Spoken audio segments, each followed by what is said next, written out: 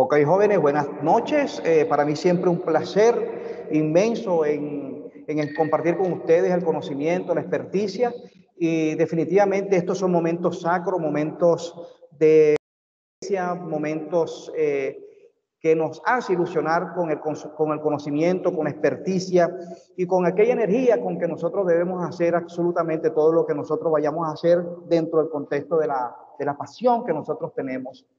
Hoy voy a hablarle uno de los temas más importantes e interesantes, haciendo un quiebre desde el siglo XX con el siglo XXI y esto que nosotros le llamamos el coaching educativo, buscando la cualificación del docente del siglo XXI desde el neuroaprendizaje. Así que vamos a despertar nuestro poder interno y antes de seguir, quiero hacer cita de José Antonio Fernández Bravo, un gran maestro, que dice que no existe un método de enseñanza superior a la capacidad de aprendizaje de la mente humana. Es decir, cuando nosotros estamos hablando de aquella disposición al cambio, debemos tener que hay unas claves que favorecen el aprendizaje, pero teniendo en cuenta, por supuesto, el cerebro. El neuroaprendizaje se convierte en el siglo XXI en el aliado estratégico de todo facilitador, de todo docente, de todo maestro, porque es una disciplina que brinda técnicas y herramientas para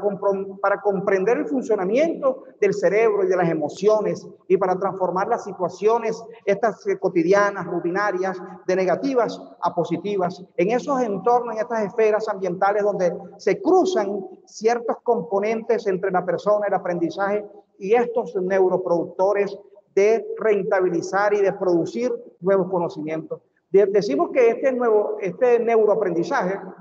lo que trata es de descubrir cómo aprende nuestro cerebro, cuál es la fisiología de nuestro cerebro, estar preparado para desarrollar el alfabetismo emocional mediante el autogestionamiento, mediante el autoconocimiento y todas aquellas relaciones que da la capacidad de influir para conducir desde la posición nuestra de maestro, de docente, para buscar y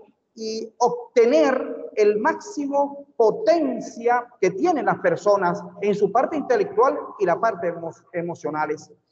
Definitivamente tenemos herramientas, tenemos instrumentos dentro de este proceso de crecimiento y de transformar aquellas memorizaciones que teníamos en el siglo XX, hoy tienen que hacerse de otra manera, porque este aprendizaje seguro que nos va a colocar en una posición de proceso cognitivo donde el AIDA, que es la atención, la intención, la disposición de aprendizaje, va conectado con los procesos cognitivos que van sumando desde la percepción, la atencionalidad, la memoria, ese almacenamiento que tenemos nosotros y después vamos a buscar el conector del pensamiento y el lenguaje. Pero para ello, el docente del siglo XXI, el neurodocente, tiene que colocarse en una posición de automotivador, de autoaprendizaje y de neuroaprendizaje, donde vamos a tener tres conectores fundamentales como son conocimiento, habilidades y aptitudes, donde los conocimientos es el saber, que es la memoria semántica, esa teoría, esa filosofía, la parte fundamental de cómo conocer y de cómo construir ciertos conectores teóricos, basamentos teóricos. Y las habilidades es lo que se puede hacer desde la memoria procedimental, teniendo en cuenta que el hacer hace que aterricemos la parte filosófica del conocimiento. De esta manera, esa memoria semántica puede unificar la parte de alianza, pero sin olvidar que hay que crear estos neurotransmisores desde la dopamina, la adrenalina y la satisfacción, pero olvidando en el siglo XX que las cosas que no podemos hacer en el siglo XXI, que es la memoria episódica. Estos son sucesos de la persona, los que tienen como hechos fácticos que van a determinar cuáles son sus disposiciones, cuáles son esas consideraciones en el aprendizaje, que es la acción que conduce al cambio de acción y necesariamente tenemos que tenerlo en cuenta. Dentro de este proceso de neuroeducación, de neuroaprendizaje, de neurotransmisores, tenemos que entender que el docente del siglo XXI mantiene un aprendizaje acelerado y voy a enumerar los elementos más, digamos, más preponderantes que tiene el docente, que es el conocimiento del cerebro, es los estados emocionales, los ambientes de aprendizaje, la música y aprendizaje, las inteligencias múltiples como un estilo de aprendizaje, la imaginación y las metáforas, las sugestiones positivas, siempre fortaleciendo, reforzando la parte positiva de un aprendizaje colaborativo, de un mejoramiento continuo y de búsqueda de resultados de la transferencia para que se pueda aprender del conocimiento y de la esfera de la experticia que hay en una transmisión de ese proceso de enseñanza-aprendizaje. Y por supuesto el elemento más importante como es la motivación. Pero todo no es color de rosa. Tenemos a considerar los docentes del siglo XXI, porque como yo vengo diciendo, muchas veces estamos dentro del marco, estamos inmersos en instituciones del siglo XIX con profesores del siglo XX y estudiantes del siglo XXI. Es decir, que nosotros tenemos que buscar ese neuroconector, esa esfera ambiental, y con este proceso de crecimiento que tiene y de desafío, de retos en la transferencia de conocimiento, también se nos presenta lo que nosotros conocemos como los enemigos del aprendizaje. Sabemos que el enemigo del aprendizaje es no dar prioridad al aprendizaje, la resignación, la adicción a las respuestas, la ceguera cognitiva, la incapacidad de desaprender para aprender, para reaprender, la incapacidad de aceptar que no sé. Entonces, muchísimas veces los docentes del siglo XX, como veníamos diciendo, inmersos en el siglo XXI con estudiantes, con discentes o con personas, con participantes del siglo XXI digitales, le falta entonces al docente conectarse, buscar, crear, construir estos espacios emocionales, neuroemocionales, para que no se presenten las situaciones que ya siempre hemos visto o casi siempre la observamos, que es la falta de motivación de los estudiantes, de los participantes, el uso de los celulares para estar buscando qué hacer porque en la clase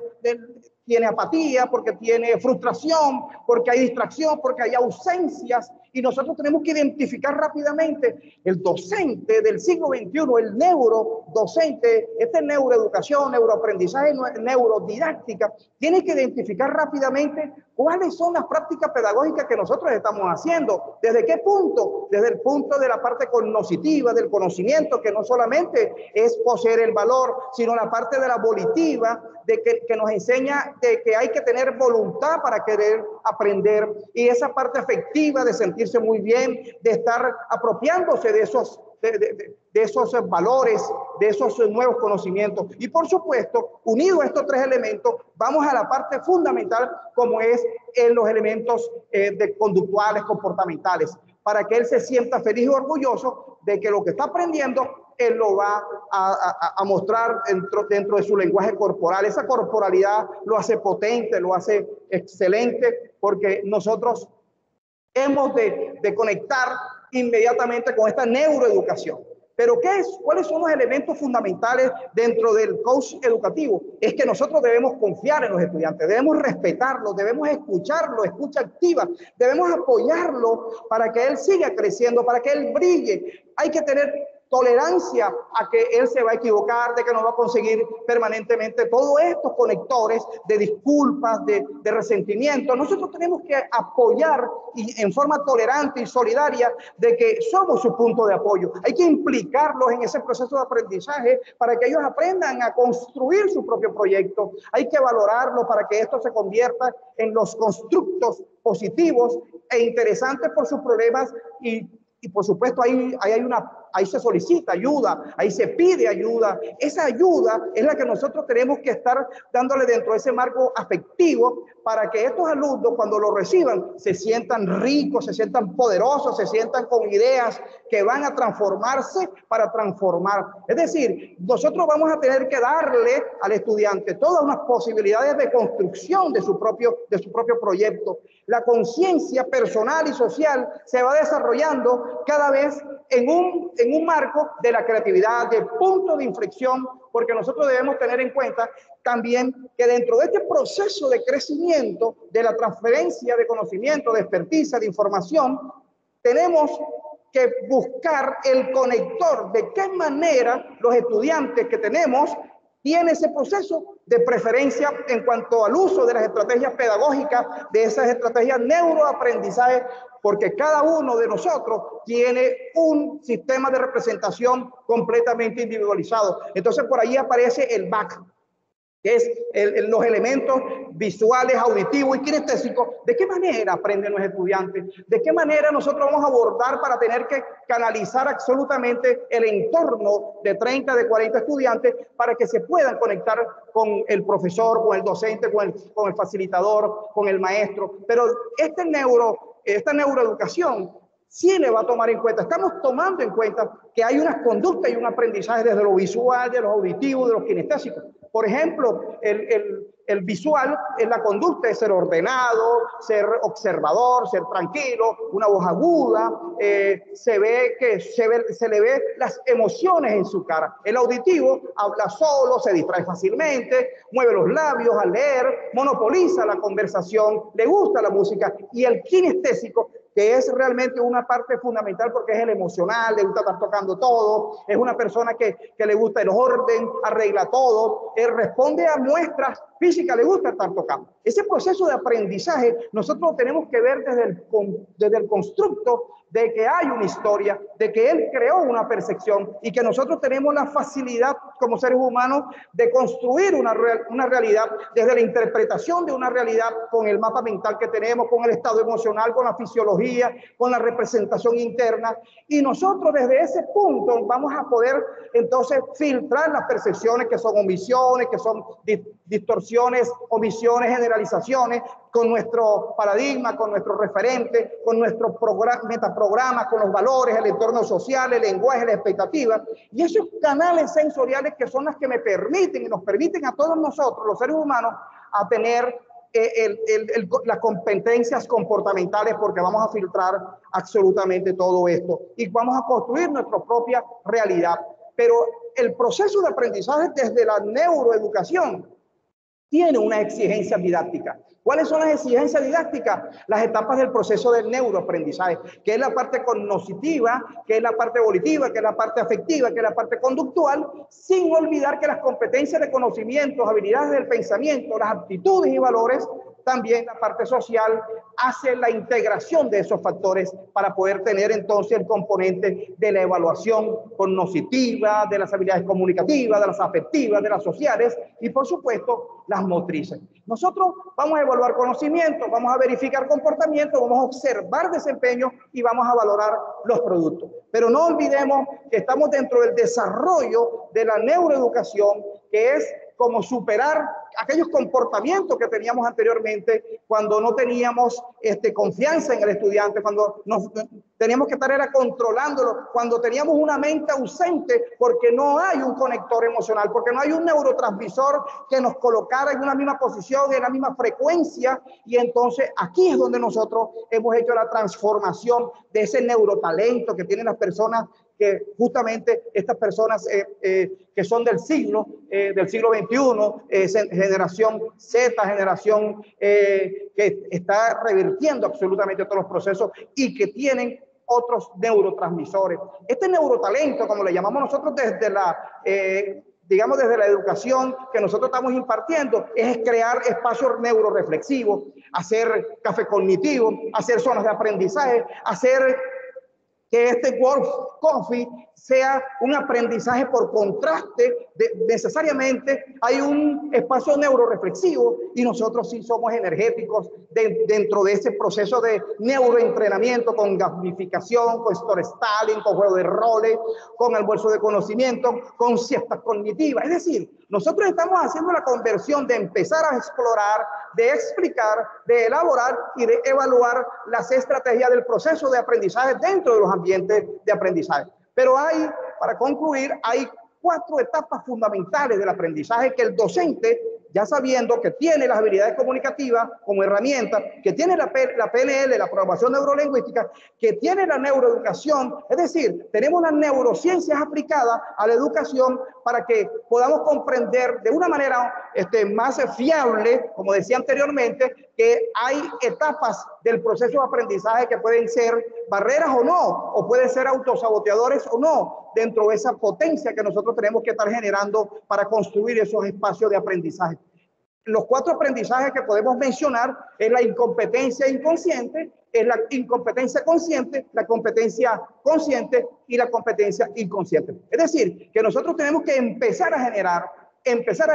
las habilidades observables dentro del proceso de facilitación y siempre preguntando en esa ficha cognitiva qué te llevas, que al finalizar de cada sesión nosotros preguntemos qué te llevas, cuál es la palabra, cuál es la frase, cuál es la experiencia, cuál es la experticia, cómo te sentiste. Es decir, no solamente lo que nosotros hacemos en el ambiente de aprendizaje como una parte unidireccional, sino que tenemos que entender que tenemos personas que también tienen otro mundo y que tenemos que conectar para poder implicarlos dentro de este proceso que nosotros nos estamos afrontando para organizar una información muy ordenada. Y aquí es donde aparece la inteligencia emocional, ¿sí? Percibir emociones, que es manejar las emociones, que es comprender las emociones, utilizar las emociones. Y la inteligencia emocional no va a ser brillar, no va a ser implicar, no va a ser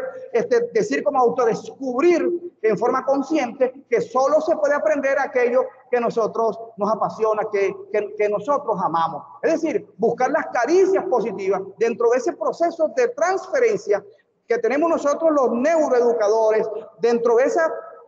didácticas fundamentales para seguir creciendo y que estas capacidades que tenemos nosotros a desarrollar no se nos olvide, que tenemos que tener también estos instrumentos de escucha activa, de feedback positivo, de asertividad, de crítica constructiva, de gestión de conflictos y negociación, delegar el trabajo en equipo de alto impacto, de alto rendimiento y por supuesto siempre está en el lector de qué es lo que nosotros tenemos que cambiar constantemente. Desde allí nosotros podemos preguntarnos, señor, ¿usted cómo se emociona? ¿Cómo fluye? ¿Cuántas veces mira usted su reloj? Nosotros debemos tener en cuenta que el estudiante de hoy en día tiene unas instrucciones dentro de su proceso mental, de ese metamodelo de pensamiento completamente diferente al que nosotros generalmente hemos conocido. Por ello es que es fundamental que nosotros vayamos comprendiendo que la neuroeducación hace parte de la neuropedagogía, de la neurodidáctica y por supuesto vamos a tener que darle la respuesta que estamos dándole a la nueva generación, a esta generación de relevo, para que pueda tener la confianza y tenga la disposición de seguir creciendo, aprendiendo, desarrollándose y que por supuesto va a permear en una sociedad de mucho mejor beneficio y el beneficio no es individual solamente, sino que es colectivo.